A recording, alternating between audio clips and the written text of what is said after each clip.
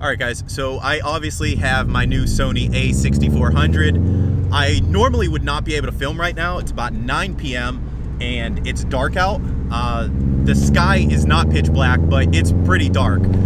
Any other camera that I had, including my GoPro, would not be able to show anything right now. It would all be dark, but based on what I can see on the monitor, it actually looks like it's picking up pretty good. So the purpose of this segment is twofold. Number one, it's kind of to evaluate the low light settings and see how that picks it up, so I have a better idea of how late I can film. And number two is there's a tunnel, so of course I have to, right?